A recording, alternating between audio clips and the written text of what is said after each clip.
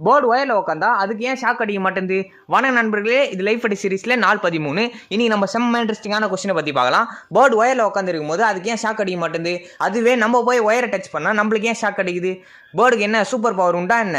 அப்படி இல்லை நண்பர்களே, எலக்ட்ரிசிட்டிக்கு ஒரு சிம்பிள் ரூல் இருக்குது. கரண்ட் ஃப்ளோ ஆகணும்னா 2 விஷயம் தேவை. ஒன்று வோல்டேஜ் டிஃப்ரென்ஸ், இன்னொன்று கம்ப்ளீட் பாத்.